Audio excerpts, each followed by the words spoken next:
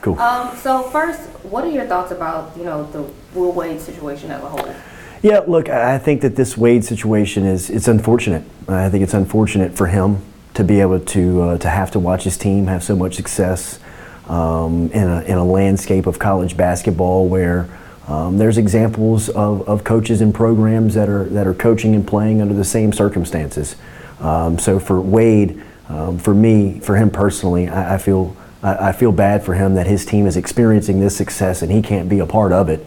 But it's a great story locally about a bunch of guys, student athletes that have come together and gone on a run, face a ton of adversity on and off the floor. I mean, we're getting caught up in what's happening right now with the coaching situation, but we can't forget about the Wade Sims story and this team and coming from the ultimate tragedy. I mean, that is the worst phone call that you can get, whether you're a brother, a friend, a teammate, a coach, a player, whatever it is, that's the worst. And that can't be lost in what they're accomplishing on the floor with the adversity that they've overcome. Right. And how big of an impact do you think opinions like this, one from national media, can have on situations like this? Well, I think it can be very impactful. I mean, you think of the weight of Dick Vitale's voice. I mean, he's been around college basketball since 1978. I mean, that's over 40 years of having a voice in a sport that has a ton of demand and a ton of interest.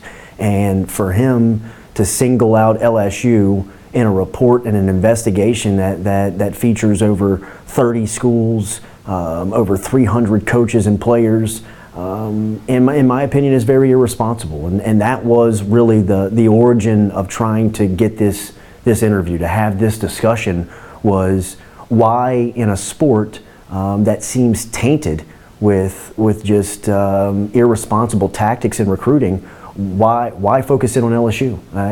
Look, LSU is paying their price. Their coach is suspended. He's on the sideline, and he will have his day in court.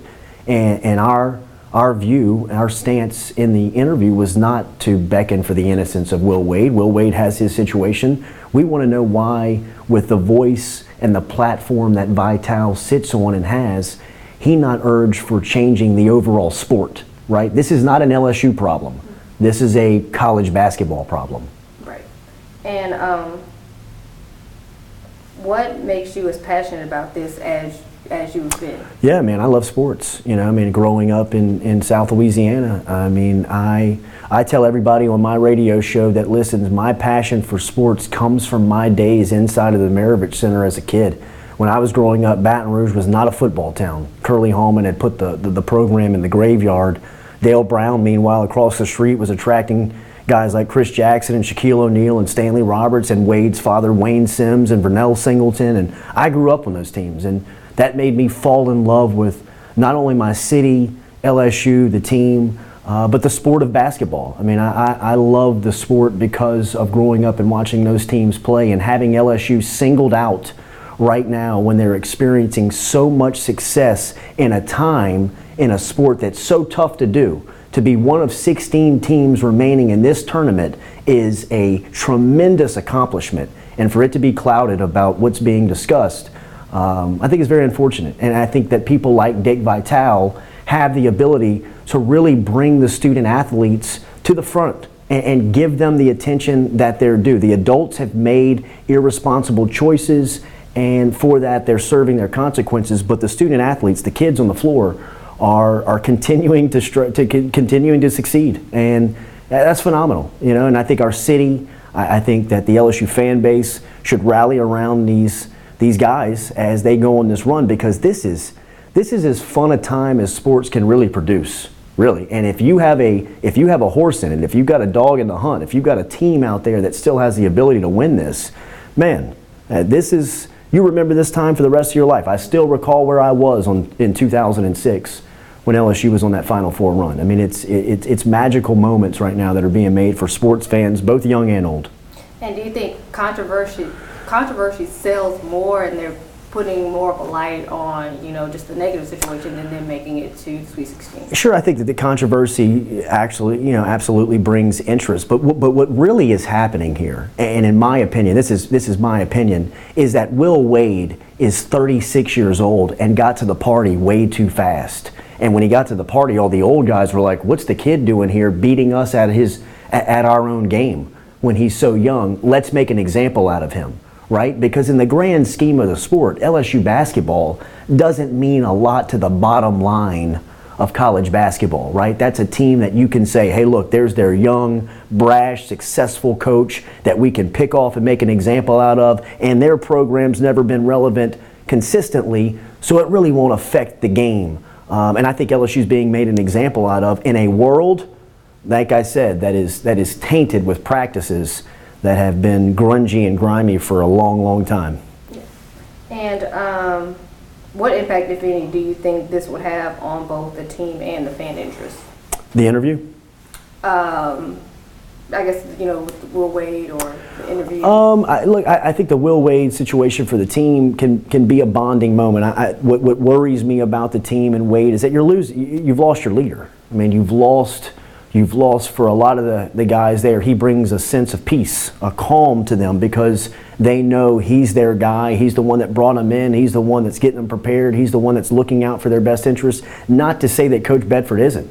It's just a different voice at a crucial time of the season when it's tough to adjust, which is why we have to really applaud what they've been able to accomplish in the games that they've been under interim direction with Coach Bedford. It's a compliment to he and his staff and Greg Heyer and Bill Armstrong and the crew there for keeping everything steady.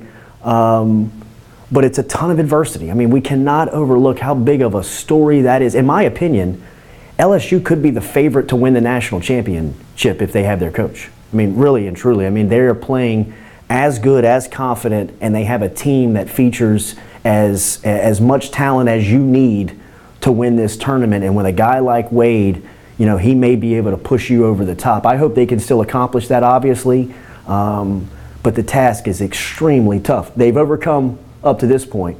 It would be monumental and a story that you'd never forget if they can close this thing out. And with the interview with Dick Vitale, how do you think that went overall? Look, you go into interviews in my business with expectations. Sometimes you fall short of those. Sometimes you exceed those.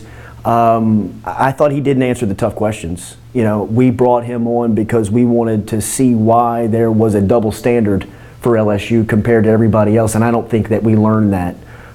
So from my standpoint, the host, the publisher, the author of the interview, it may be a failure. I think that it was fantastic to hear from him on our radio airwaves. He's such a strong and passionate voice for the sport, so we appreciate that very much. I wish that he would have given more pointed answers. He's a media member.